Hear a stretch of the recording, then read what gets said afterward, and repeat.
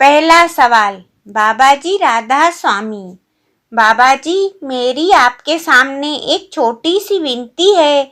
बाबा जी, नाम का अभ्यास करते समय, स्मरण के समय मेरा पूरा शरीर सुन्न हो जाता है, बिना किसी चेतना के।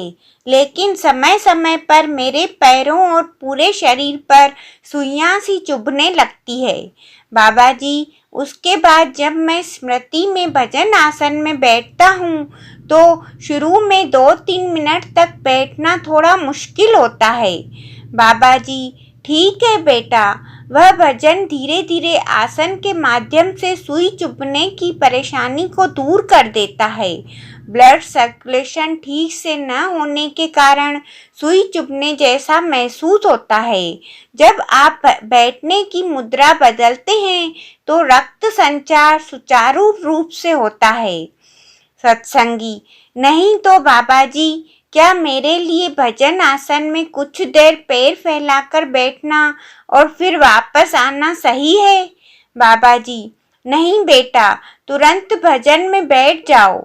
सत्संगी, बाबा जी, मैं अपने भजन स्मरण नाम साधना में अगले स्तर तक पहुंचने के लिए संघर्ष कर रहा हूँ। बाबा जी, मुझे एक प्रकार की ध्वनि सुनाई देती है। बाबा जी, देखो बेटा, आध्यात्मिक प्रगति में कोई अन्य चरण नहीं है। साधक को आध्यात्मिक यात्रा में होने वाली चीजों के बारे में विस्तार से जानकारी देने के लिए नामोपदेश के दौरान उन चरणों की व्याख्या की जाती है। हुजूर महाराज जी ने कहा, अगर आप वहाँ हैं तो आप ही रहेंगे, अन्यथा कुछ भी नहीं है। हम सभी वहाँ पहुँचने की कोशिश कर रहे हैं। जब हम वहाँ पहुँचे तो हमें इन चीज़ों के बारे में ज़्यादा नहीं सोचना चाहिए।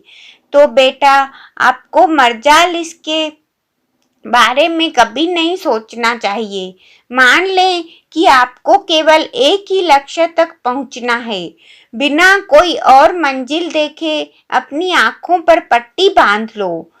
बेटा, जब तक हम अपना लक्ष्य प्राप्त नहीं कर लेते तब तक हम सभी जिज्ञासु रहते हैं। सत्संगी, बाबा जी, ध्यान करते समय हमारे गुरु ने हमें स्वरूप का ध्यान करने का निर्देश दिया है। बाबा जी, यूट्यूब पर और वीडियो में यह वास्तविक से कहीं अधिक स्पष्ट दिखता है। बाबा जी, देखो बेटा, आप बाहरी तौर पर अपने गुरु को कितनी बारीकी से देखते हैं, या कितनी बार देखते हैं, या कहाँ देखते हैं, इसका वास्तविक ध्यान से कोई लेना देना नहीं है। ध्यान एक प्राकृतिक प्रतिक्रिया है जो सतगुरु की कृपा से हमारे भीतर घटित होती है। यदि इसका अभ्यास किया जाए तो यह आपकी भागीदारी के बिना अपने आप आ जाएगा। हाल ही में किसी ने सत्संगी सतगुरु स्वरूप को अंतरात्मा में प्रकट करने के बारे में पूछा। बेटा, आप अपनी कल्पना से अपने मन में कुछ भी प्रकट कर सकते हैं। हालांकि हमें अपना मन बनाने के लिए किसी दृष्टि की आवश्यकता नहीं है, कल्पना की कोई आवश्यकता नहीं है। हम कुछ प्राकृतिक चाहते हैं। जब हम अपने आप को भूल जाते हैं तो हमें जो भी दृष्टि मिले वही मिलना चाहिए। हमें ऐसी दृष्टि कितनी बार मिलती है यह महत्वपूर्ण नहीं है। हमारे पास शरीर है। यदि हम जो चाहते हैं वह दर्शन है जो हमें होश में होने पर मिलता है। तो सतगुरु के परिवार के सदस्यों ने उन्हें कई बार बहुत करीब से देखा होगा। उनके लिए दर्शन कोई वाद्य प्रक्रिया नहीं है। लेकिन बेटा, सतगुरु को अपने भीतर देखना किसी अन्य के समान ही एक प्राकृतिक आध्यात्मिक प्रक्रिया है।